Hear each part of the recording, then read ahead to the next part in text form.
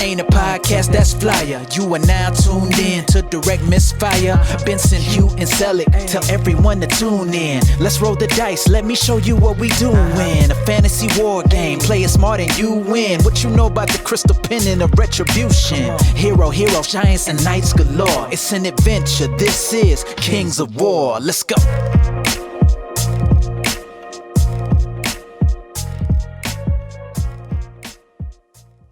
Hey guys, Sellick here. Just gonna throw out a whole YouTube episode on some Kings of War sneaky tactics. So I've invited Brinton Williams along. How you going, Brinton? I'm doing good.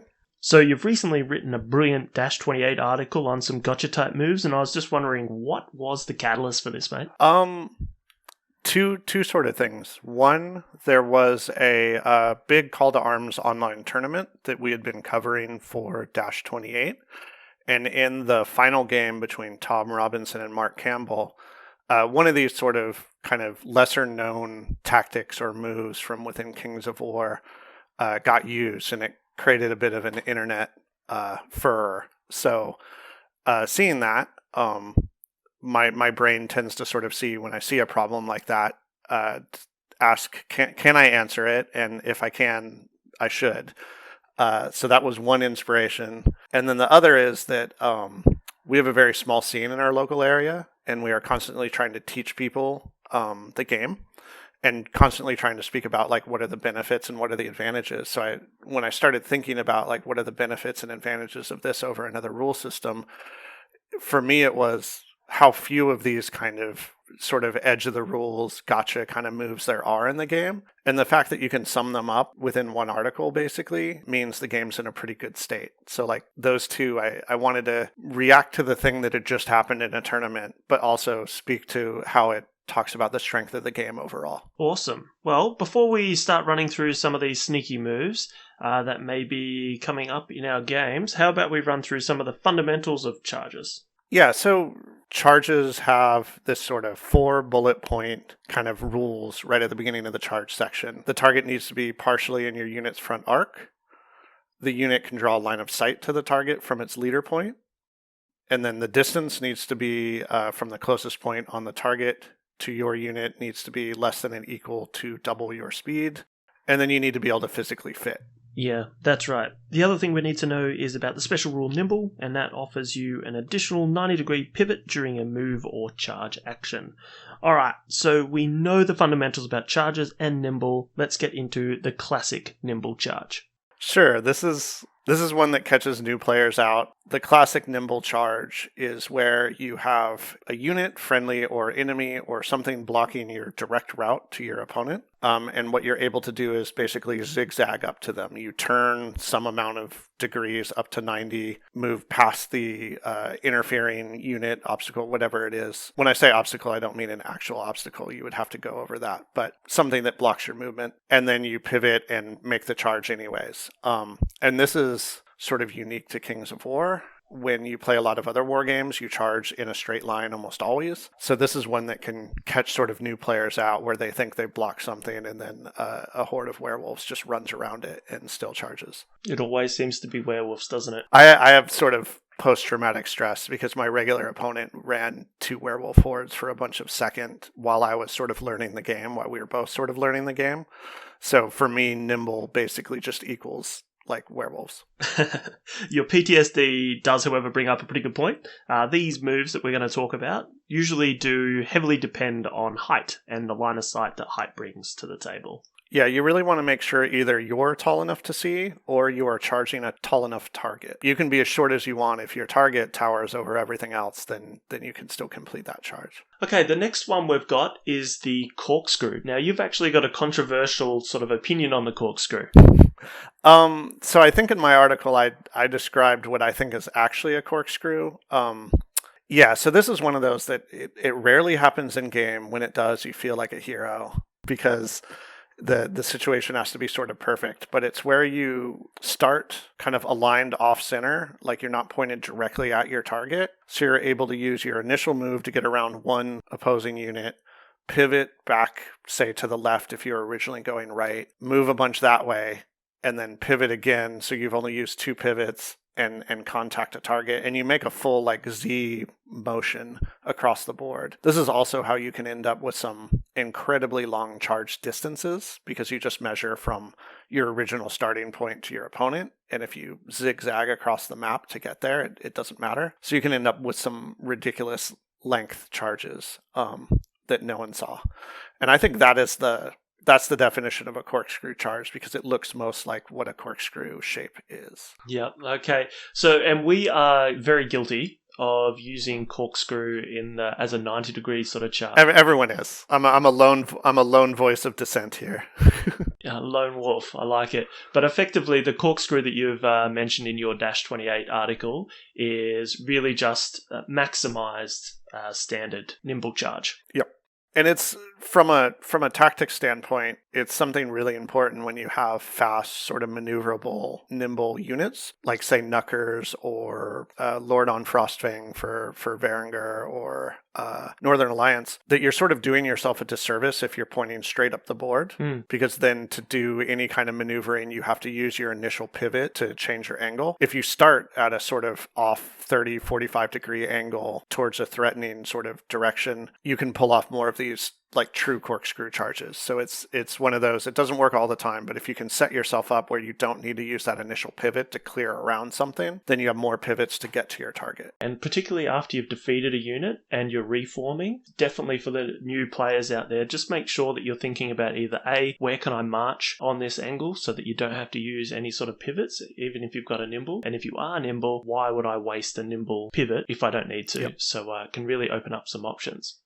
Okay. So the next one we've got is the 90-degree charge. Now, you've mentioned this is not a corkscrew, but lots of people would see it as a corkscrew in previous sort of terminology. Yeah, absolutely. Can you just explain this one to us? This one is sort of near and dear to my heart, because our group didn't really know how it worked, our little local group. And I went to a tournament in another state, and someone did this to me. And it was exactly sort of the thing I wanted this article to help, where it was like in the middle of a game at a tournament, he's explaining why he can do this corkscrew charge, and I'm just sort of like, well, I believe you. You're a better player than I am, but this feels bad. What it essentially is in V3 rules, you can back up to an inch to withdraw. And what you do is when you are charged by an opponent, you are able to back up to 1 inch. And as long as you can see sort of the flank or even front or whatever else of an opponent next to you, you're able to do a full sort of 90-degree to the side charge, sometimes half an inch over, contact the flank of that unit,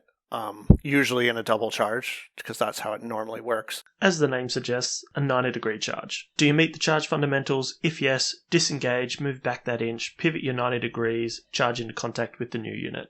Yeah, the important one with this is that only certain unit shapes allow it to be possible, and that's what catches some people out. It's got to be over or under a certain amount, isn't it? Yeah, it's basically, you have to do math, which I hate, but it's not hard math. So the idea is that because you back up an inch is 25.4 millimeters, the internet tells me. So you need half of your difference between width and depth to be less than 25.4 meters. And that means that you would be able to just pivot on the spot and you would not be overlapping the unit in front of you. That's right. So for all those people that dislike math, here is a chart, and that's going to be infantry regiments. They can do it. Heavy infantry, yes. Cavalry only in the regiments. Large infantry only in the hordes. Large cavalry only in the hordes. And chariots can actually do it in a troop, a regiment, and a legion. So on top of that, we've also got all the titans and the monsters that can naturally pivot on their little square bases as well. The square bases don't even have to back up technically much. If they have an opportunity, they can just pivot. Okay, and on top of that, so just because you don't fit into this category, it doesn't mean that you can't do a 90-degree charge or a semi-90-degree charge. So you've also mentioned in the article a non-standard 90-degree charge. Yeah, so this is one that came up. I had written the article, I had done all the sort of little cheesy animations in the article, and Tom Annis was like, hey, here's something someone did to me recently. If two units that are attacking you are sort of close enough, if there's a unit to your side of yours that overlaps you and is close enough, it has to be really close, you do have the ability to withdraw, pivot only slightly, I mean, even a degree or two, right? Because 2 degrees, once you pivoted that, you're now heading back in towards the opponent's unit and to the side and not flush. If you're able to pivot that little amount and make contact with your front corner against an opponent's flank that is next to you, you've hit that legal charge, and then you would pick up in place sort of 90 degrees. So the pivot would be achieved in the pick up in place. Yeah, it is pretty rare, and it does require your opponent to be like right up next to you. But as you've said, you can sort of do that disengage move, adjust your pivot very, very slightly, and then charge the flank. And as soon as you make contact to that right frontage, you just pick up the unit and place it as long as it fits. So still gets a nice flank there, and it still does pop up from time to time. And that's one of the points of sort of that article and then this cast, which is that can be kind of hard to explain to someone in the middle of a game. But if they've looked at it and they've absorbed it and they've sort of seen how it works and thought through it and understand it ahead of time, then in the game when that situation pops up, you can kind of shorthand it and say, look, I can do this thing we both know about. Oh yeah, I totally opened myself up for that. Stupid me. Which is why we want to sort of get these kind of moves known to the largest population possible. Because then we're all working with the same tools, and it's a much better game that way. And one of the last sort of charges that I want to have a discussion about is the withdraw and pivot, or the disengage and pivot charge, as I would refer to it as. And that's effectively your Titan or your monster, or any unit really, that sort of disengages, goes back that inch, does the pivot, and then obviously now has some legal charges on some other units. Have you seen this one here happen recently? Yeah, so one, I do it a lot. I was playing orcs for a bunch of V2, and I had a chariot legion, also it was a horde in V2, and now it's a legion in V3. And its weird shape means a lot of people would engage it to the front, and it would be able to do this withdraw, pivot, and still see a bunch of stuff because of its height and charge off and attack something else. So it was actually a lot harder to chaff than people realized if it had room to get out. The reason this is sort of a gotcha for me is that I still tend to think in kind of the old games where, you engage something in combat, you're in combat with it, and it's kind of taken care of. And the fact that if you give it options that it can see and it can pivot to, in Kings of War, it can just run off and fight something else. And that's something that my own little head sometimes misses, because I tend to think of, oh no, I've locked down that dragon in combat, it's fine. And it's like, I'm not actually in combat. Even if you grounded me, I can still run 10 inches and punch something. That's right. So your monster effectively disengages that 1 inch, and using its height that it can see over the top, it ticks off all the charge foundations, and even with one pivot, it's able to get around that blocking unit and charge another target, or naturally, if it's still nimble, it's able to use 2 pivots to get to a target. So that's great. That is one of my favourites. However, one of my not-so-favourites is the Dirty Flyer Charge. Can you talk us through that one? This is a weird one because it essentially works. It's like the far extent of certain rules working together. And like all of those rules on their own are kind of innocuous and make total sense and are fine. It's just when it is sort of stretched to this extreme, it feels weird. It feels awkward and bad, and it doesn't look like it should be able to happen. So what it essentially is if you imagine like an infantry regiment with an individual standing, 15 millimeters or whatever it is behind it, 10 millimeters. And it is the same facing as the infantry regiment. And then you have some kind of flying monster in front of that. Your first impression is there's no way this monster has room to charge. But that's not actually true because of the unique interaction between the individual rules and the sort of flying rules and all of that together. Sort of what we went over at the beginning of the game is you look at your steps for a legal charge, which is it in the front arc? Yeah, the monster is right in front of it. Can it draw line of sight? The monster's tall enough to see over and see the individual, so we're good there. Checked off. The distance is fine. It's got plenty of movement to get there. So now the only question is there enough space for your unit to physically place into contact with the target by moving? And normally it wouldn't be true, but an individual aligns to the thing attacking it. You don't align to the individual's facing, it aligns to you. So what the monster is able to do is turn slightly off center, fly up next to the individual, use its second pivot to get on some kind of perfect line where the very front of the monster taps that front corner of the individual, because the corner counts as part of both facings. It's both the flank and the front. So at that point, you are technically touching your front. This sounds a little dirty, but you are touching your front to the front of the individual, and you are clear of the infantry regiment because you are kind of behind it at a very slight angle. At that point, it's a legal charge, and the individual turns to align to you. So effectively what we've got is a monster comes up, it's got a pivot, it comes into contact with the corner, so not corner to corner, which is sort of what everyone gets confused with. Yeah. But it's actually your frontal face to the corner that counts as the individual's front facing. Then the individual has to then pivot and align to the monster. The monster then aligns to maximize. So that's a legal charge. However, if that individual was, say, a large infantry model and not an individual, then it wouldn't be a valid charge. Yep, doesn't work. Okay.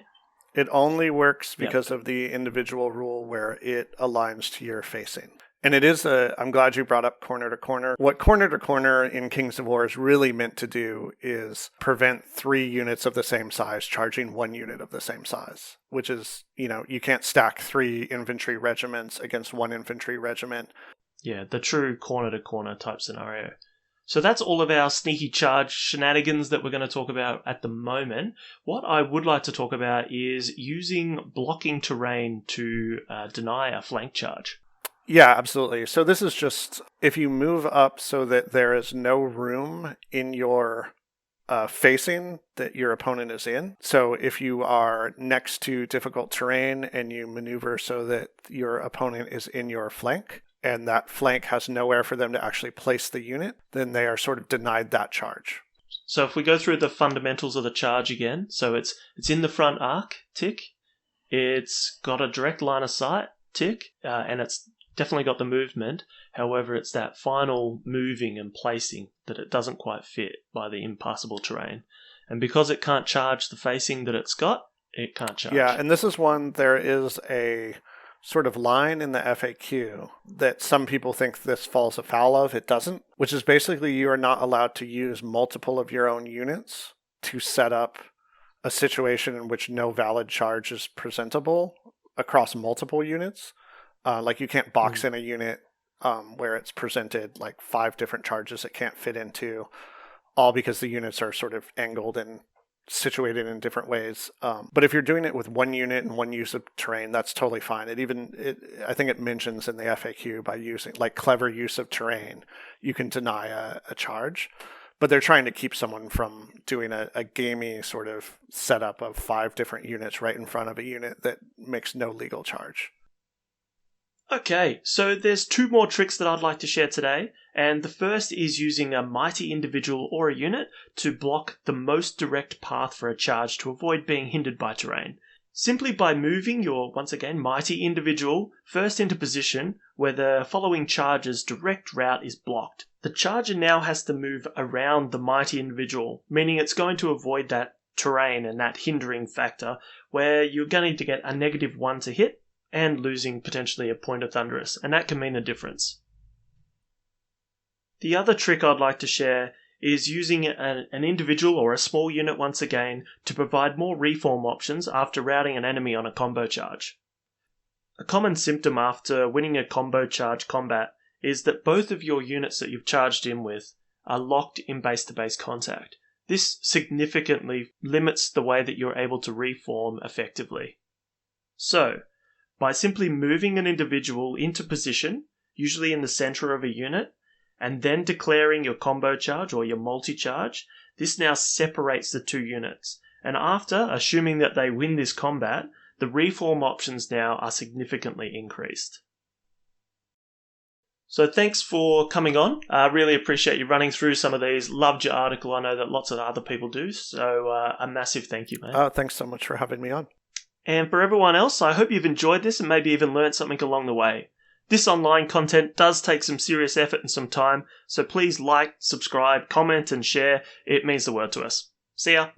Thank you for tuning in with my team. Make sure you follow on Facebook and Twitter. Yes, indeed, more than a game, it's a lifestyle. Yes, sir. Hope you realize that the math hammer doesn't work. We give the people what they desire. Australian Wargaming Podcast, direct Misfire. You don't want to miss a thing. Yeah, we got plenty more. If you're ready, let's go. Stay tuned, that's for sure. Hey.